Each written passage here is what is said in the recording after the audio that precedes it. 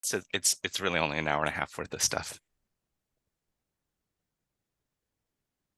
Well, you guys just tell me when to go. I think people are probably hiding with their cameras off, but I'm listening, Gina, so You want me to whenever you're start that? ready. Oh, maybe I can introduce you. Next, we have Gina Lenti, clinician educator extraordinaire, future primary care doctor, teaching us about over-the-counter medications. I'm so excited to learn about this.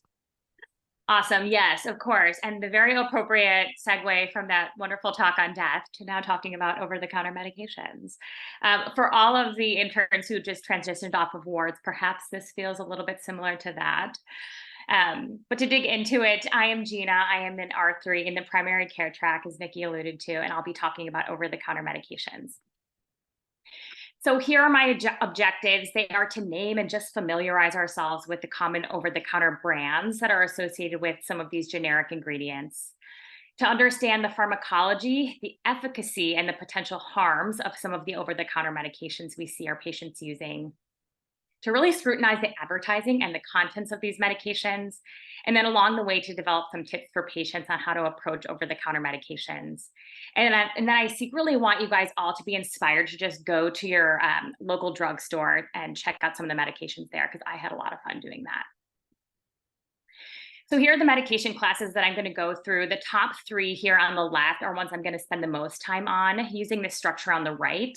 So talking about the brand names, the mechanism of action, do they actually have data to say that they're efficacious, and then some side effects. And then in like the last 10, 15 minutes, I'm going to go through a crash course in these last 5 categories with some notable teaching points. But before we get into these medication classes, I'm going to talk a little bit about how a drug actually gets approved as an over-the-counter medication. So similar to a prescription drug, a sponsor of a drug will have to put through a new drug application to the FDA. And for over-the-counter meds, there are 2 processes, either going direct to consumer or from prescription to direct to over-the-counter, or prescription to over-the-counter if a prescription drug has been proven safe enough to become an over-the-counter med. The FDA then reviews data to ensure the drug is both safe and effective. And this is a little bit nuanced, so I'll circle back and talk about this a little bit more. And then this was totally new to me, that all over-the-counter medications also have to go through consumer studies to essentially show us that users can use these medications in the outpatient setting without the supervision of a healthcare provider. So this includes studies on making sure people can comprehend the label, making sure they can appropriately self-select for these medications, making sure they're using them appropriately in real life, things like that. So as I mentioned, I'm going to go through this concept of making sure that drugs are safe and effective. And I think it can be best understood in the context of some history. So a little bit of history. It wasn't until 1938 that Congress passed an act that required a drug to be safe before it was sold. And then it wasn't until very recent history in the 1960s that an amendment was put forward to make sure that drugs were effective to be sold. So it was at this point in the 1960s and 70s that there were already plenty of over-the-counter medications that were being sold to patients. And so the FDA then created this over-the-counter monograph system. And it basically is a system where the FDA reviews studies, creates a monograph or a file that summarizes the safety and efficacy of the data for a particular drug. And then they make it available to the public. This is still around today. You can look up the OTC monographs. Now, a couple of issues here were that all of the, oh, somebody can't hear me. Can you guys hear me okay? I can hear. Okay, Ananya just can't hear. But some of the issues with this is that these drugs that were evaluated back in the 1960s and 70s were basically just evaluated with data that does not meet today's standards. So they didn't use placebos, they don't have appropriate endpoints, et cetera. And then shockingly, the pharma industry doesn't really have incentive to fund new studies to prove that the drugs that they're selling are not efficacious, which would ultimately take them off the market. And then the FDA themselves don't really have resources, or the FDA resources are limited. And where and when they do have resources, they often put it towards concerns of safety. If a drug if there's a concern that a drug is unsafe, they'll fund studies for that. So overall, what we're left with is a system in which there exists many over-the-counter drugs that potentially aren't very effective. Okay, any questions about this? We've got some fun facts here, and we're gonna ignore Ananya. Okay, moving right along then into the medication classes. So I'm gonna start with the pain medication section, which I think many of us already have some familiarity with. And to start, here's a quote from one of my patients, and I'd like you to just type into the chat, what should concern you about this statement? My patient said to me, I've been taking one Aleve every 4 hours.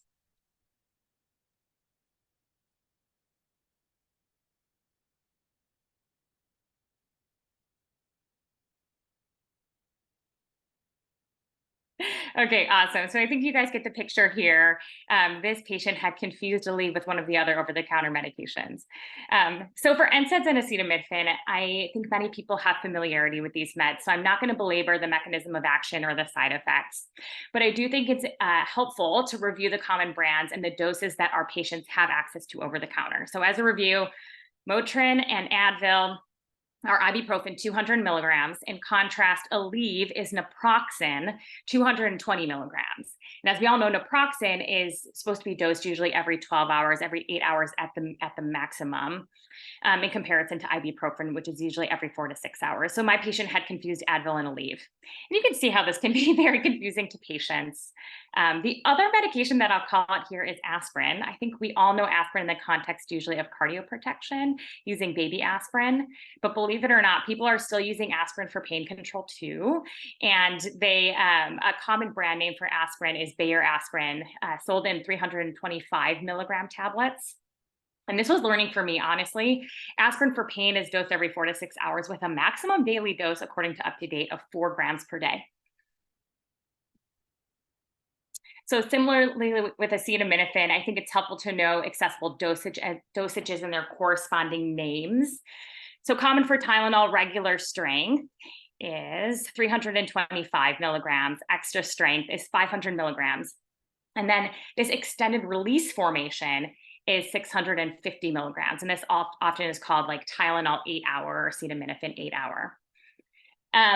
This extended release tablet is actually, this was new learning for me, in a bi-layer design where it's 325 milligrams of immediate release Tylenol and then 325 milligrams of extended release Tylenol.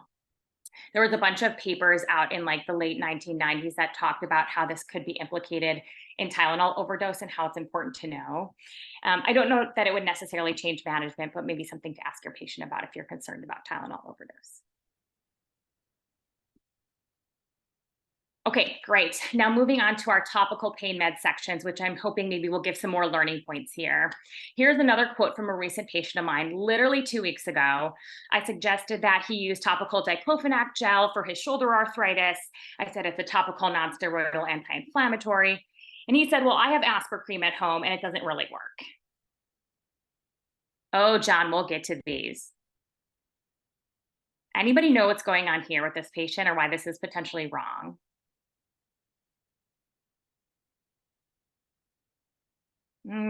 Vicky says lidocaine.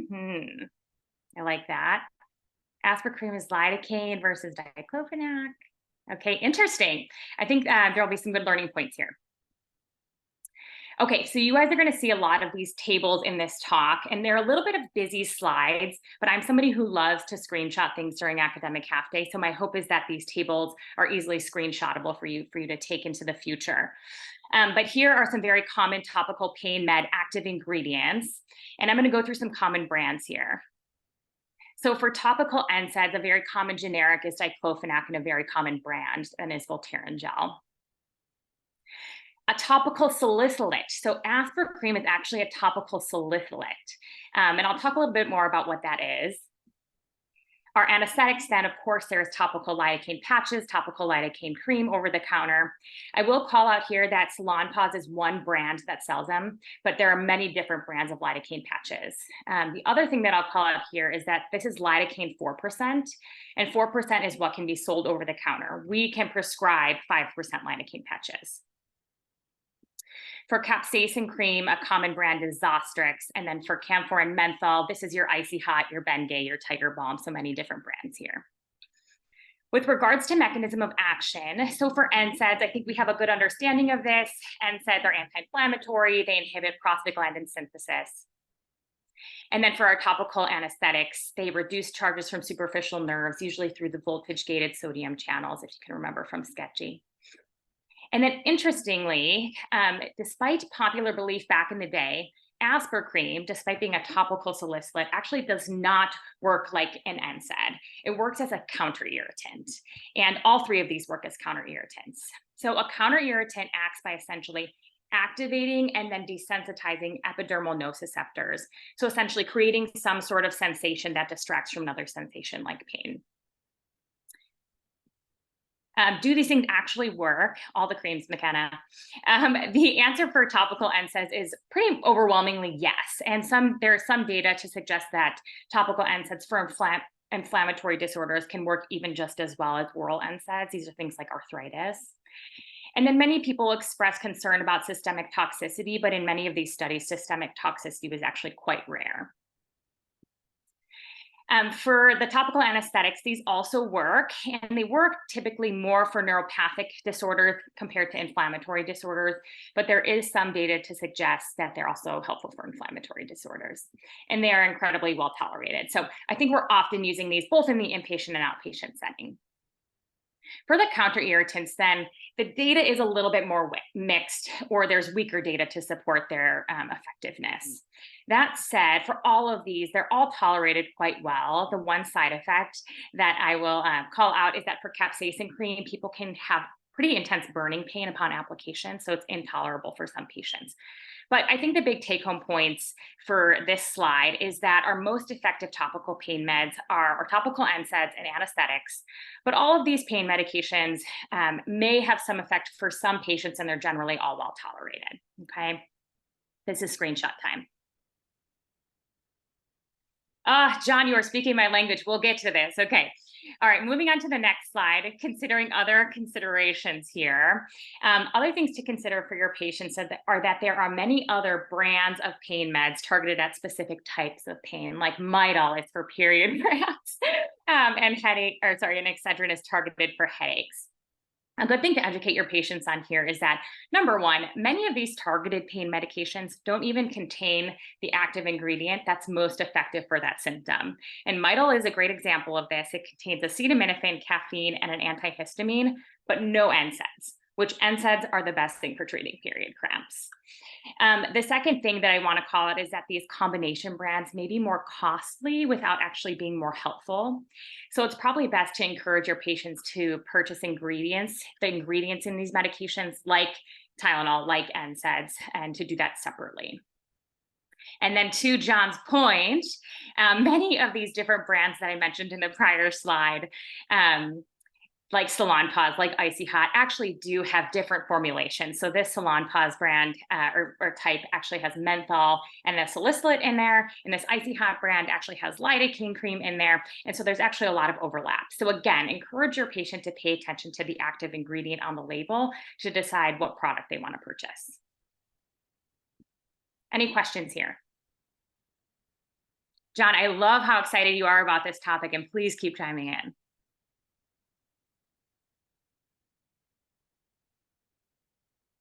Okay, cool. I'm going to move on to the next section, another super interesting section, the cold and flu section. Okay, another patient of mine says, I have been using Afrin, but my stuffy nose just keeps getting worse. What do you guys think is going on here?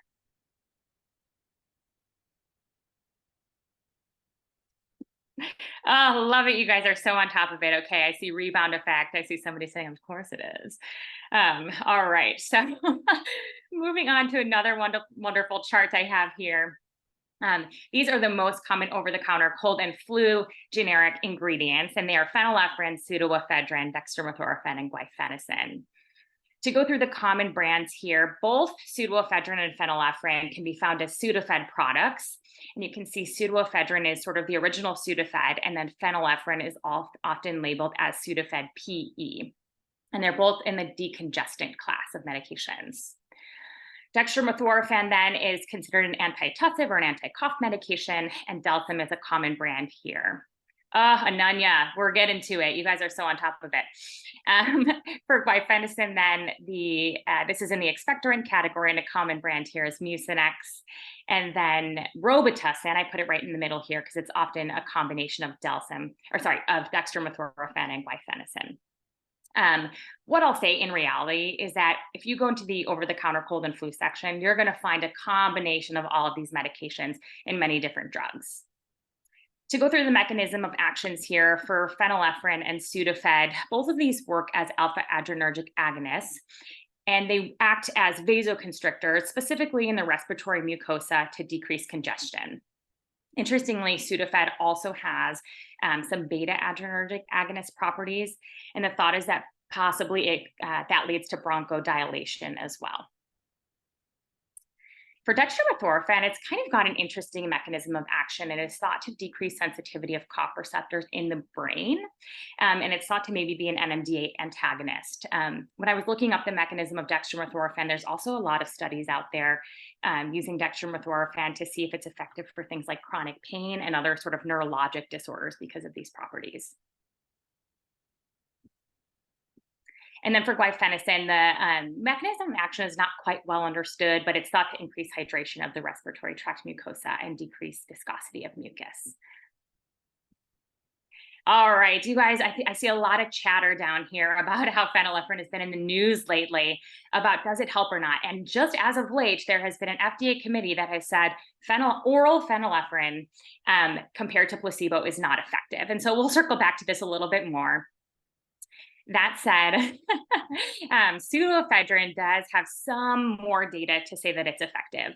And so it's somewhat in this like sort of weak to moderate category of evidence for efficacy. And studies have shown that it may be better in combination with antihistamines, but when used in combination with antihistamines, there's also more side effects.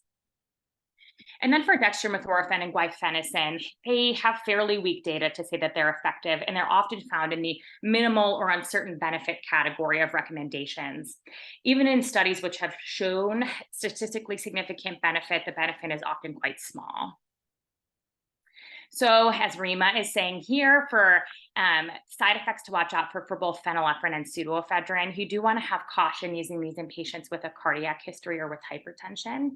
I will say that said, there was a study in JAMA that came out in the 1990s that actually looked at this for sustained release pseudoephedrine in patients with hypertension.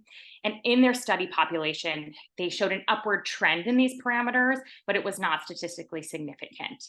That said, the conclusion was sort of alluded to the fact that because of this upward trend, it may be statistically significant in the larger population. So still have some caution, but there is some data to suggest it doesn't statistically increase hypertension, increase blood pressure. And then in terms of other side effects here, pseudoephedrine and somewhat phenylephrine too do have these stimulant properties on the CNS, which I will get back to later as well. But because of that, it can cause insomnia, restlessness, and anxiety. And then pseudoephedrine can cause urinary retention. And then for dextromethorphan and guaifenesin, both of these are actually quite well tolerated when taken in the appropriate doses. Pretty rare side effects. The two things that I'll call out here for dextromethorphan is that in larger doses, it can contribute to things like serotonin syndrome, specifically in patients who are already taking a lot of serotonergic medications. And there's a lot of studies in sort of the young adult population that dextromethorphan can be abused. And when it's taken in mega doses, it can lead to a high that's sort of like PCP. And so in other countries, it's actually sold as a prescription drug. Other considerations here, and so I think it was Astrid who mentioned that only oral phenylephrine has a concern about efficacy, but nasal phenylephrine and other nasal decongestants are still found to be somewhat effective for brief use. And many of you guys commented on the Afrin case in the beginning that this person was likely suffering from rebound congestion. This patient had come to me after using Afrin for every day for a full month. Yikes. So that's something you want to counsel your patient about. And then another thing I want to call out is that many of these medications are in formulations, not only together, but also with things like acetaminophen, NSAIDs, and antihistamines, like your NyQuil and your Dayquil and your Claritin D. And so again, counsel your patients to look at what the actual ingredients are in these medications they're purchasing. Joanna, sorry, can we go back to the last table? I forgot to screenshot. Yes, hold on.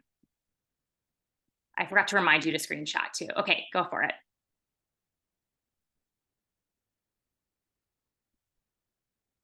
Okay. Okay, you guys, this is my favorite slide, just to give another glimpse into these combination medications that are sold over the counter.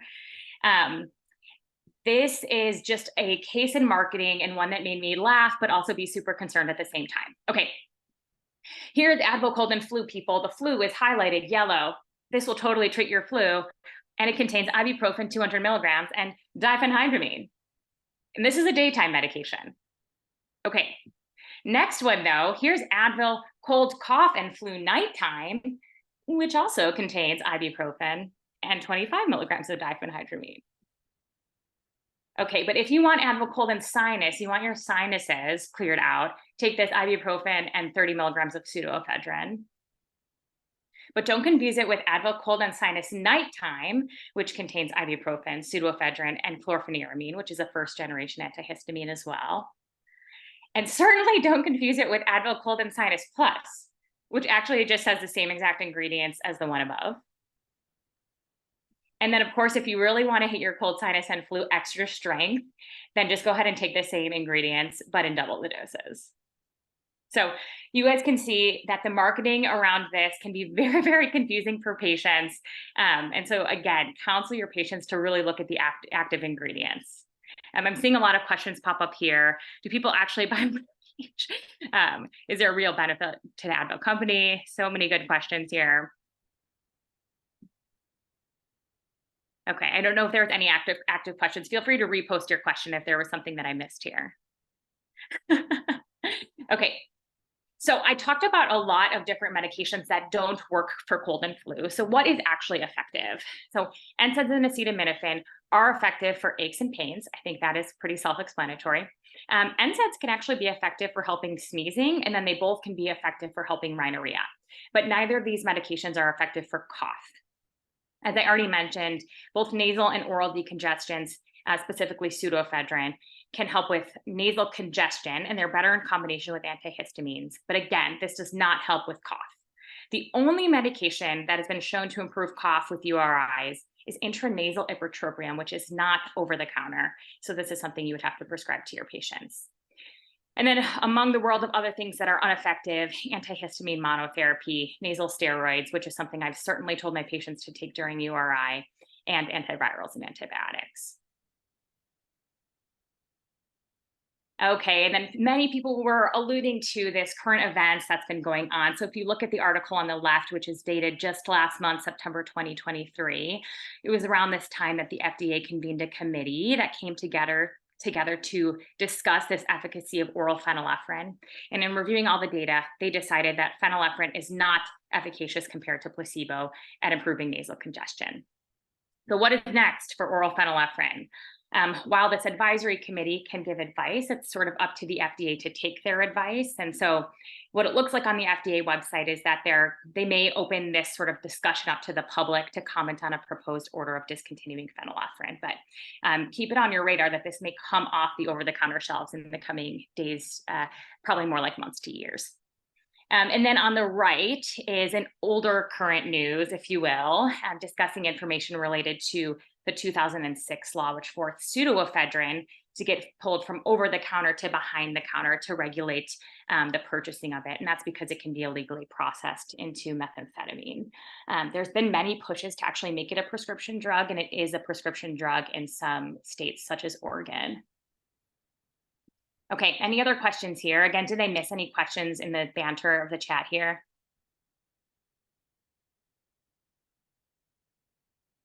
Okay, moving right along then.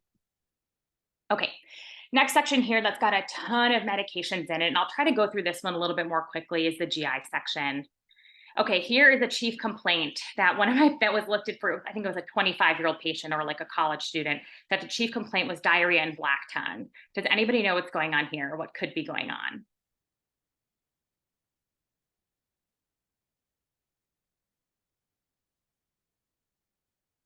Okay, all right. Uh, John knows it. There we go. I love it. Eating charcoal, too much licorice, so many good ideas. Okay, so here is the section that I'm going to talk about heartburn or indigestion, what it's commonly referred to in over-the-counter medications. And so again, I think we have some familiarity with these medications. For calcium carbonate, our common brand here is Tums, tried and true. Aluminum hydroxide, magnesium hydroxide, you might not know these components, but you might have seen Mylanta and Maalox before. Maalox, if you've ever used it, is actually standing for magnesium aluminum oxide, and that's where the name comes from. For famotidine, the common over-the-counter brand name is Pepcid, and it's often sold as famotidine 20 milligrams, not to be confused with Prilosec, which is omeprazole 20 milligrams. And then omeprazole, also a common brand is Zegerid, and this is basically just omeprazole combined with sodium bicarb. And then esomeprazole is Nexium, which is also esomeprazole 20 milligrams. For the mechanism of action of these guys, so for the first two here, they're basically just bases that combine and neutralize gastric acid. So for calcium carbonate, the carbonate combines with hydrochloric acid, and for the hydroxides here, the oxides interact with hydrochloric acid to neutralize it, which leads to some downstream increased pH, increased pepsin, increased lower esophageal sphincter tone. For famotidine, if you recall from your pharmacology class in med school, it works at the H2 receptor of the gastric parietal cells to inhibit gastric acid secretion. And then for your PPIs, they work by inhibiting the parietal cell at the H plus K plus ATP pump. Now, do these things actually help? I would say overwhelmingly they do, but these first two, I think, to keep in mind that they're helpful for symptom relief for folks who experience mild intermittent symptoms. They do not prevent GERD, they just are acting to neutralize the gastric acid when symptoms occur. Famotidine should also be used for mild intermittent symptoms, and it does actually decrease the frequency and severity of symptoms. And then I know we're prescribing PPIs all the time for our patients, but of course, this is when patients have more severe symptoms that we would use this. Even though we prescribe, I think, famotidine and the PPIs all the time, I think it is important to know that patients do have access to these over the counter and could be potentially taking them daily, which is important when it comes to side effects here. So side effects of our Tums, they're very well tolerated. They maybe can cause hypercalcemia, milk alkali, constipation. And then for our Mylanta and Maalox, again, very well tolerated, thinking about electrolyte abnormalities. Then for our last three here, so famotidine, you do want to use with caution in patients with decreased GFR, and it can do things like prolonged QTC. And then Rima, I know where my geriatrics people here. Famotidine, this was new learning for me, is actually on the Beers list because it can contribute to delirium. And so that's something notable for your geriatric patients. And then for your PPIs, lots of different side effects that can occur, things like C. diff, it contributes to loss of bone and then potentially fractures. And so again, this is also on the Beers list, particularly for use greater than 8 weeks. Okay. Take home points here, you guys can go ahead and get your screenshots, are that all of these can actually be helpful for symptom relief, but there are some notable side effects for things like famotidine and omeprazole. So do counsel your patients and ask them if they're taking these medications over the counter. Oops, sorry, getting into the pictures already. And then your lovely constipation aisle where there's tons and tons of things over the counter for questions. Oh, there we go. I love that. PPIs also alter the microbiome over time. So for constipation, common brands here for psyllium, we've got Metamucil. For polyethylene glycol, we've got Miralax. Magnesium hydroxide, I will call out that magnesium hydroxide was also found in that Mylanta and Maalox. It is also here in the constipation aisle in much, much larger doses as milk of magnesia. Docusate is commonly found as a brand of Colace. Senna is often found in the brand X-Lax or Senecot. I love this here that it's chocolated laxative. Everyone wants a chocolated laxative. And then Bisacodyl is your Docalax. I will say that I would often get confused between Docusate and Docalax. Dulcolax does actually have a DocuSate formulation, but it's more commonly known as bisacodyl. Mechanism of action of these, I'll talk about these first three together. So fiber, psyllium is fiber. So it's a bulk former. Basically, soluble fiber absorbs water into the colon, similar to how these osmotic laxatives draw water into the colon, leading to peristalsis. For DocuSate, this is the only one that's technically a stool softener. And the thought process here is that it acts as sort of like a surfactant to reduce surface tension of stool and allow for more incorporation of water. And then the last two here, I didn't know bisacodyl was a stimulant before this talk, but both senna and bisacodyl are stimulants that essentially act on the nerve plexus of the intestinal mucosa to make peristaltic activity happen. Okay, do these things actually help? So first one I have here, psyllium, yes, it does help. But I think the bigger takeaway is that any sort of fiber, increasing fiber in your patient's diet will theoretically help their constipation. There was actually a study that came out in 2021 in the American Journal of Gastroenterology that compared psyllium to prunes to kiwi. And essentially, patients had an improvement in constipation with all of these, and they found kiwis more tolerable to eat over time. And so take-home point is that you should really encourage your patients to increase fiber in their diet before moving on to any medications. Then your next one is always going to be Miralax. Miralax is really well tolerated and has good data to support its use. So this should always be your first go here. And then the next one that I'll call out here is DocuSate. So out of all of these medications, DocuSate has the weakest data to say that it's efficacious, but it's incredibly well tolerated and leads to very few symptoms for patients. So if your patient wants to take DocuSate, they can go ahead and do so. And then you might think about your stimulant laxatives here. And then I will sort of go through the fact that all of these are very well tolerated, but the three that I just talked about do maybe lead to some bloating, cramping, potentially some diarrhea. I'm leaving milk of magnesia last because while it is effective, it's probably your last choice for patients. And that's because you do want to have caution using it in patients with renal failure and your geriatric patients because it is boatloads of magnesium. And so think about using this one last. It's time for screenshots if you're going to take them now. The take-home points for this slide are that all of these medications are actually well tolerated and work fairly well, except for DocuSate. And then whenever you are counseling your patients on constipation, start with fiber, then go Miralax, then go all your others. Yeah, 40 prunes will certainly fix your constipation. Awesome, I love it, Caleb. Thanks for sharing. Okay, moving along for the sake of time to the antidiarrheal section. So antidiarrheals, Imodium is a very common one that people use over the counter, and that is loperamide. That is the active ingredient.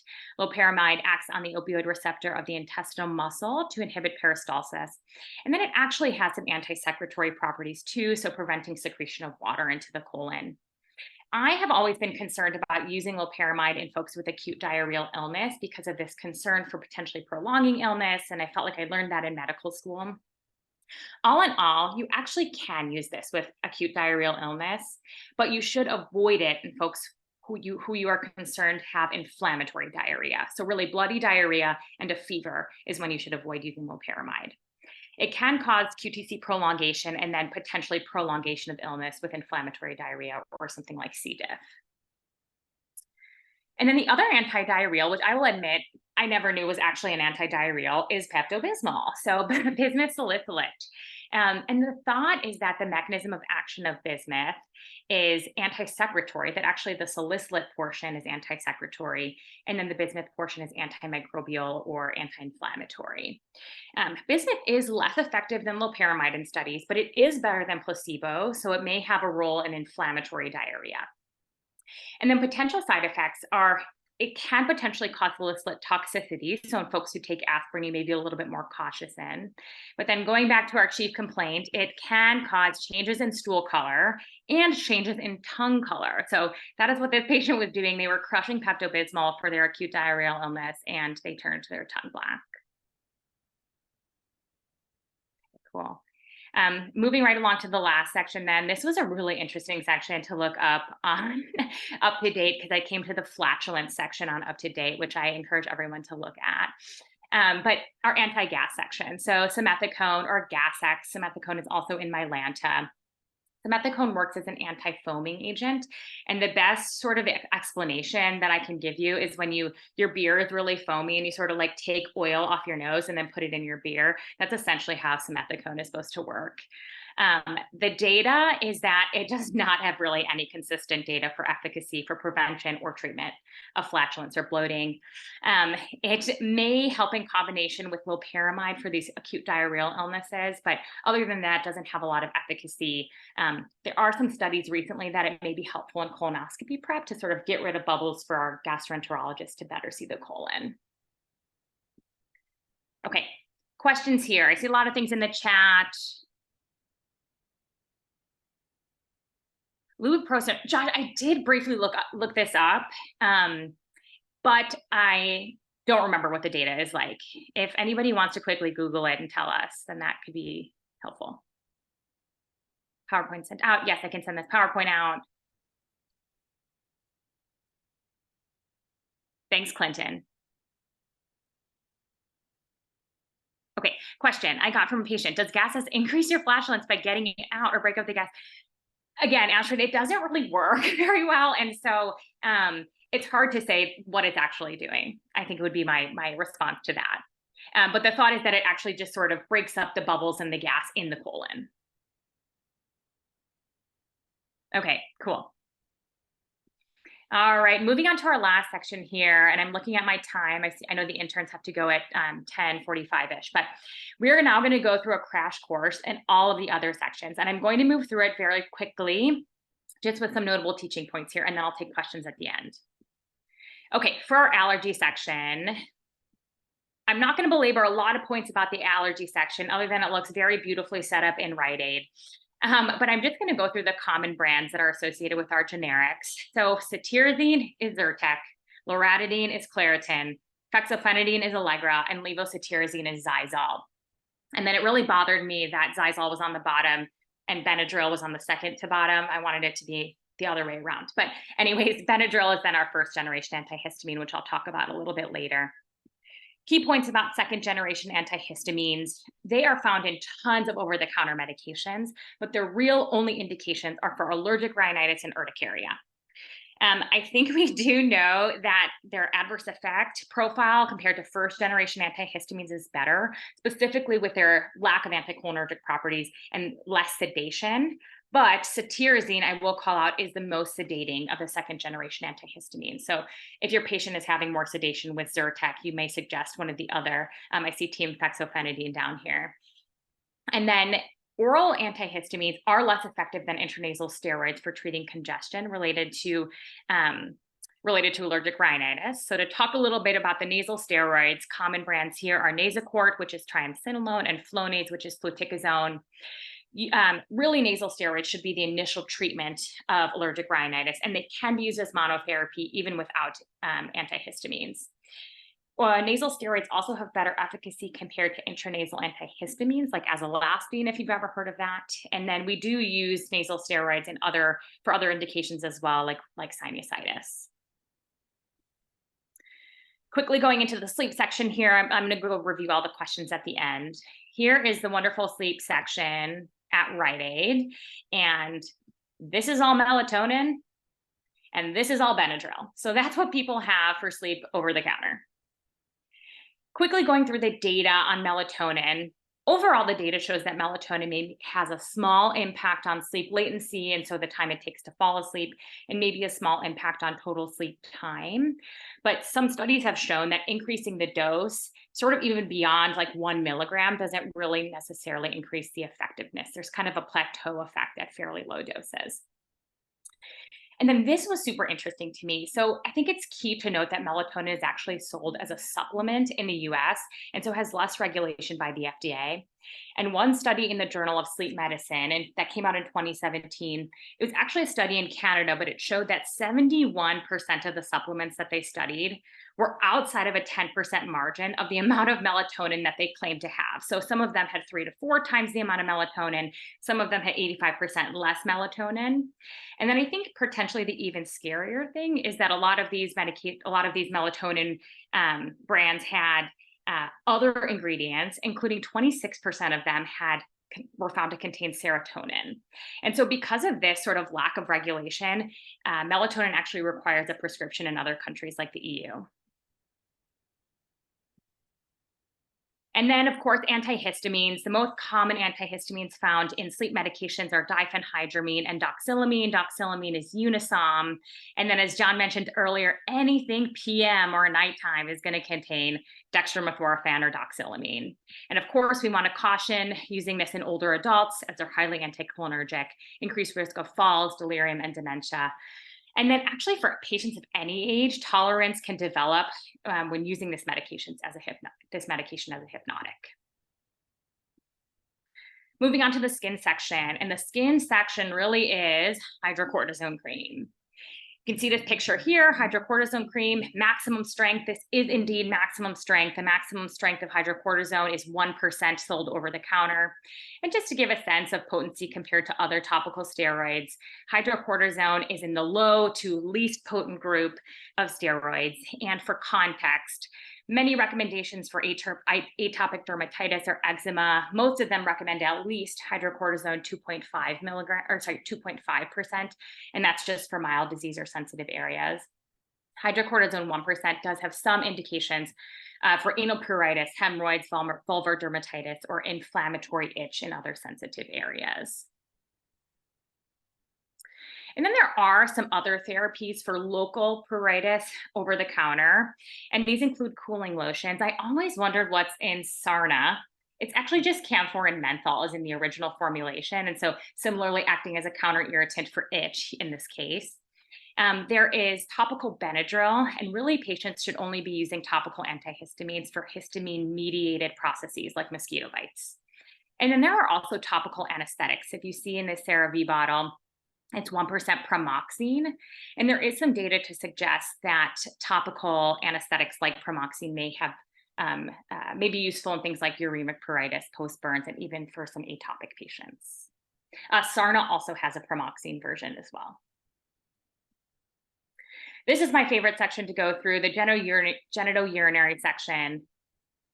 To be honest, I never knew what was in Vagisil and Monistat, and it was mind-blowing for me to learn. So Vagisil, very common brand for genital pruritus, is actually just benzocaine. It's actually just a topical anesthetic.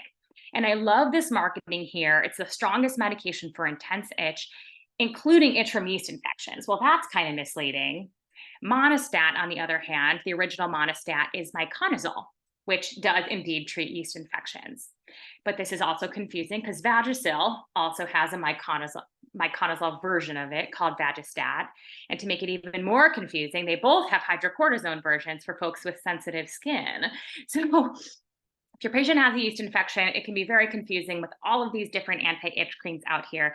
That some of these other ones that can actually be potential harmful for patients with a fungal infection. Yes, thank you, Nikki. And they do have 1, 3, and 7-day treatment options, which all do work. And then for people with scrotums, we've got Lotrimin and Jock Ease, and this is actually clotrimazole, not miconazole for using it for jock itch. Okay, and then last section here about over-the-counter, or second to last section here, I thought the UTI treatment section, this is not what it's called over-the-counter, but the azo section, if you will, is very interesting. So azo usually comes in 2 forms. So phenazopyridine is the original azo, and it's pyridium. This is where azo gets its name from. It's an azo dye that is thought to exert local analgesic action on the urinary tract mucosa. So it really just helps for brief analgesic use while addressing the underlying cause of dysuria. Super interesting study that came out of JGIM in 2003 that showed that there is very common inappropriate use of pyridium over the counter. They found that 51% of their people that they studied who were using it inappropriately, meaning that they had incorrect knowledge, thinking that it was an antimicrobial agent rather than an analgesic. They were substituting it for provider contact and things like that. So lots of poor understanding with our patients in azo. And then for cranberry products here, azo does have a cranberry product. Many other generics have cranberry products. Cranberry products do have data to say that they reduce the frequency of cystitis, especially for those with recurrent UTIs. And that's thought to be through interfering with attachment to bacteria at the uroepithelial cells. But again, these do not have evidence to treat UTIs, just for prevention. Okay, now very last section here. I'm going to go through this super quickly, but I think that there are some in the news new over-the-counter medications that are important to know about. So this is not new. This happened in 1996, that NRT, or nicotine replacement therapy, went over the counter. Interestingly, after this, there were plenty of studies to sort of look into, did this actually help improve smoking cessation at large? And this study from JAMA in 2002 showed that the use of NRT after going over the counter increased short-term cessation, but long-term cessation was actually worse after NRT became widely available over the counter. What they suggested is that potentially this is due to lack of adherence to the recommended guidelines. The median use was 14 days, which is obviously much less than what we would recommend for our patients. And that this use corresponded with lack of behavioral counseling. So I think it's a good lesson for us that even though that there are things for harm reduction that are available over the counter, we should still be counseling on our patients about things like smoking cessation, because they may actually get more benefit for long-term cessation with this. And I bring this up because Narcan just got approved as an over-the-counter medication in March of 2023, and a generic got approved in July of 2023. So our patients will wonderfully now have access to Narcan over the counter, but that shouldn't substitute our counseling for them. And then another one that just made its way over the counter is our first over-the-counter oral contraceptive pill, which is the O-pill, or a progesterone-only pill. So again, counsel your patients and ask them if they're taking some of these newer over-the-counter medications. Okay, the talk is done. No more information. I'll address some of these questions. I know interns have to get to Intern Core Conference, but take-home points that I want you guys to take away. Number one, the efficacy data for many of these over-the-counter meds is weak, though most medications are safe in low quantities. Knowing some of our over-the-counter brands and their active ingredients can be helpful when counseling patients. Encourage your patients to choose meds based on active ingredients and counsel them to choose generics over brands if possible. And then you guys go do your own field work. I had so much fun doing this. Familiarize yourself with what's over the counter. You'll laugh, you'll cry. Don't even get me started on the supplement section. I've got to give one sort of honorable mention to this one that I saw over the counter, Highlands Naturals for Restful Legs. To look at it a little bit more closely, if you want to treat your creepy crawling itch, just take a little bit of arsenic. Many fun things like this over the counter, scary for our patients. Now I'll review any other questions. Okay. Nikki, do you mind just calling it? Was there any specific questions that I potentially missed? I know there's a lot of chatter in here. The truth was that it was mostly discussing whether we should avoid Clinton or Ananya's Halloween candy more. If I missed someone, there was a couple good points. Angela talking about the O pill needs really strict daily dosing because it's progestin only, so short acting. Good counseling. Love it. If someone drinks cranberry juice, make sure it's not cran apple juice. Good advice. And then we were a lot of debate. I'm not sure if you ran into this, whether what the toxicity of higher doses of melatonin is. Not a ton of toxicity, to be honest. I mean, there was supposed toxicity of could it lead to more drowsiness and things like that. But other than that, there wasn't really a comment on that. Any other questions, guys? Lots of good facts though in there. Awesome. Good. I'm going to put the Intern Core Conference Zoom link in the chat. If you are an intern, you should go there at 10:45. And if you are not an intern, we are going to stay and learn about C. diff from Rajuta. So both options will be good. I need to create an index for the amount of snarky chatter that happens during sessions, because that I think is correlated with people actually paying attention and having fun, which I think is totally awesome. Much rather have the snarky chatter complaining about people's Halloween candy choices than the silence. Yeah, don't let Clinton go to the C. diff talk. Thank you guys so much for participating. This makes it really fun. Mhm. And thank you, Gina, for her field trip to the Rite Aid on Broadway. I told know, Ra- don't you like that awkward picture of me? I saw it. I saw it. I knew exactly where that was. It's like, So yeah, that like dilapidated Rite Aid that was in the corner of, what is it, John? I think it was like was it a theater? I don't even know why it has that sign. It's so distinctive. I know. I will say this, there's like a security guard that lives there, and like I think I went in so many times that they were like very suspicious of me. You're hanging around looking at the Robitussin aisle and, Taking you know, pictures and yeah. yeah, they're worried that you're gonna go robo tripping with the dextromethorphan. This is an unrelated story, so no one has to listen to this but John Cho. But yesterday I saw a patient at GIMC that was like, for a few weeks I've been feeling cold and dizzy. And I'm like, what am I going to do with that information? And I checked a thyroid and his TSH is 173. Wait, that's high, right? Isn't it? I'm like, do I send him to the hospital? That may be one of the highest numbers I've heard of. In an That's outpatient. Do the chats go to YouTube? It depends on how incriminating they are.